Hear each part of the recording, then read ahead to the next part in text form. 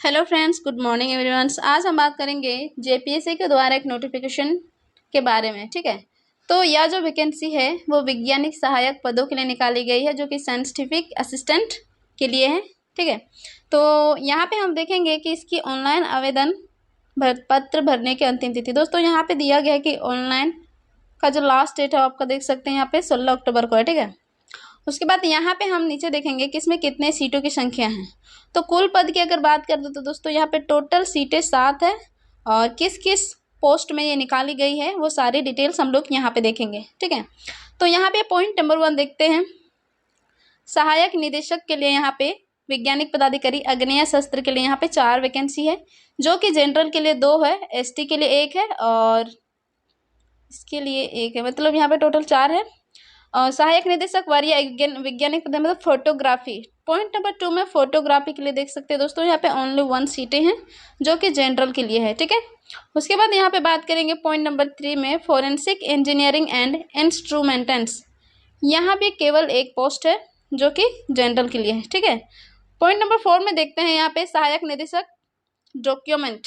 ठीक है, जैसे कि डॉक्यूमेंट वगैरह देखना पड़ता है, तो उसके लिए ये वैकेंसी निकाली गई, मतलब ये पोस्ट निकाली गई है, और इसमें भी एक ही सीटें हैं। तो टोटल मिला के अगर हम देखें तो यहाँ पे 7 सीटें हैं, जो कि जनरल के लिए 5 सीटें हैं, एसटी के लिए 1, और इधर देख सकते हैं नीचे हम बात करेंगे यहाँ पे पदों की संख्या जो है वो घट भी सकती है, बढ़ भी सकती है। ठीक है, क्योंकि अभी ऑनलाइन का डेट है, तो हो सकता है बीच में इसका सीट जो है वो बढ़ा दिया जाए। पॉइंट नंबर 2 यहाँ पे देखेंगे वेतनमान आपका कितना है। स्टार्टिंग सैलरी दोस्तों देख सकते हैं यहाँ पे 9,300 से लेकर आपका 34,800, ये आपका पे स्केल ग्रेड पे के हिसाब से होगा। ठीक है, लेकिन अगर बात करें तो बहुत सारा वैकेंसी होता है जो अस्थायी होता है, लेकिन यहाँ पे जो ये वैकेंसी है वो पूरी तरह से अस्थायी है। ठीक है, पूरी तरह से अस्थायी है, और परीक्षायमन अवधि आपका यहाँ पे 2 वर्ष के बीच लिया जाएगा, हो सकता है प्रीमेंस। नीचे हम देखेंगे अनिवार्य शैक्षणिक, मतलब क्या क्वालिफिकेशन मांगा गया है। ठीक है, पॉइंट नंबर 5 पे हम देखेंगे कि इसमें क्या क्वालिफिकेशन रखा गया है, क्या क्राइटेरिया है, उसको देखते हैं।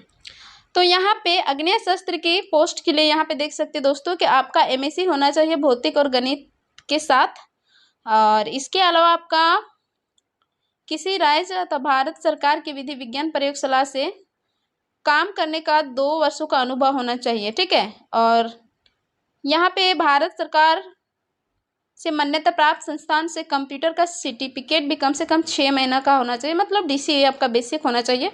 पॉइंट नंबर 2 पे हम देखेंगे यहाँ पे फोटोग्राफी का। ठीक है, तो यहाँ पे आपको किसी भी मान्यता विश्वविद्यालय यूनिवर्सिटी से आपका 55% के साथ भौतिक विज्ञान और एमएससी, मतलब एमएससी होना चाहिए, भौतिक विज्ञान में एमए होना चाहिए, और उसके बाद यहाँ पे फोरेंसिक साइंस में एमएससी, उसके बाद फिजिक्स ऑनर्स भी होना बहुत ज़रूरी है।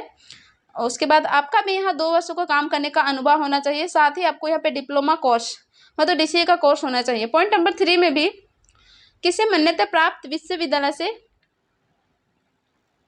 इलेक्ट्रॉनिक इंस्ट्रूमेंटेंट्स तथा समकक्ष बीई बीटेक एमएससी होना चाहिए। उसके साथ साथ आपका यहाँ भी 2 वर्षों का काम करने का अनुभव होना चाहिए। ठीक है, उसके बाद यहाँ पे पॉइंट नंबर 4 पे देखते हैं कि किसी मान्यता प्राप्त यूनिवर्सिटी से 55% अंकों के साथ भौतिक रसायन में एमएससी होना चाहिए, और किसी मान्यता प्राप्त यूनिवर्सिटी से आपका 55 अंकों के साथ फोरेंसिक साइंस में एमएससी फिजिक्स और केमिस्ट्री ऑनर्स होना आवश्यक है, आपका होना चाहिए, और इसमें भी आपका कंप्यूटर मांगा गया है। ठीक है, तो दोस्तों यहाँ पे लगभग सब में कंप्यूटर होना चाहिए, क्योंकि अभी का जो मतलब जनरेशन चल रहा है वो टेक्निकल का है, तो ये बहुत ज़रूरी है। ठीक है, तो ऑनलाइन भरने की तिथि आवेदक के पास, मतलब ऑनलाइन भरने तक जो जो यहाँ पे डिग्री मांगा गया है वो सारा डिग्री, क्वालिफिकेशन, एक्सपीरियंस सारा उस कैंडिडेट के पास होना चाहिए जो इसको भरना चाहते हैं। ठीक है, उसके बाद यहाँ पे देखेंगे कार्यालय के प्रधान विभागदायी संस्थान के प्रमुख द्वारा निर्मित अनुभव प्रमाण पत्र मान्य होंगे। ठीक है, उसके बाद यहाँ पे फोरेंसिक से संबंधित कार्यों के लिए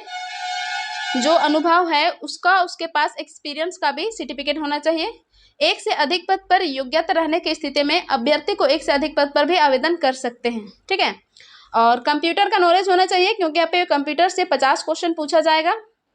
ठीक है, कंप्यूटर से यहाँ पे 50 क्वेश्चन पूछा जाएगा, और 30% अंक प्राप्त होना इसमें भी अनिवार्य है। ठीक है, उसके बाद यहाँ पे देखते हैं सहायक निदेशक और वरीय वैज्ञानिक पदाधिकारी फोरेंसिक इंजीनियरिंग के लिए यहाँ पे शैक्षणिक योग्यता निम्नवत होंगे। ठीक है, तो दोस्तों सारे डिटेल्स हम लोग क्लियर कर चुके हैं। फिर हम लोग चलते हैं इसमें कि इसमें एज कितना होना चाहिए। तो दोस्तों यहाँ पे न्यूनतम जो एज है वो आपका 21 वर्ष होना चाहिए और मैक्सिमम 35 वर्ष। फीमेल क्लासेस में यहाँ पे 38, 40, 35 रखा गया है, तो मतलब एज लगभग 35-40 के बीच ही रहता है। तो यहाँ पे नियुक्ति हेतु चयन प्रक्रिया क्या है, तो सबसे पहले आपका लिखित परीक्षा होगा जिसमें से 100 क्वेश्चन ऑब्जेक्टिव दिया जाएगा। उसमें से आपको प्रत्येक प्रश्न के लिए 3 अंक होंगे और कुल 300 अंक का होगा। ठीक है, तो उसके लिए आपको यहाँ पे 2 घंटा बैठने का टाइम दिया जाएगा और 3 क्वेश्चन गलत होने पे आपका 1 नंबर काटा जाएगा।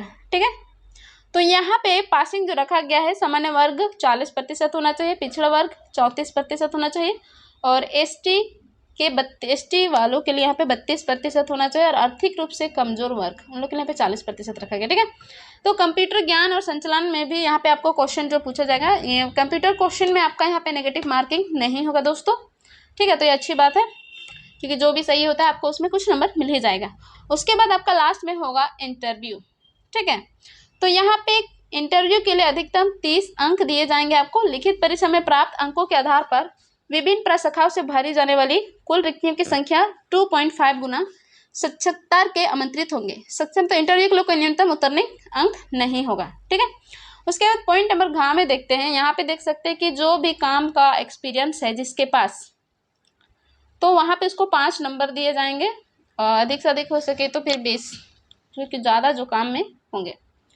उसके बाद यहाँ पे कुछ इंपॉर्टेंट है, किसी राज्य अथवा भारत सरकार की विधि विज्ञान प्रयोगशाला या यूनिवर्सिटी कॉलेज के प्रयोगशाला शोध संस्थान में संबंधित विषय में 2 वर्षों का काम करने का अनुभव परीक्षा में सम्मिलित होने हेतु अनिवार्य है। ठीक है, तो यहाँ पे लिखित परीक्षा होगा, उसके बाद आपका इंटरव्यू होगा, उसके बाद आपका कार्य अनुभव, उसके हिसाब से आपका मेरिट लिस्ट तैयार किया जाएगा। ठीक है, और कंप्यूटर में आपको कम से कम विंडो, MS ऑफिस, इंटरनेट तथा ईमेल ये सब आना चाहिए।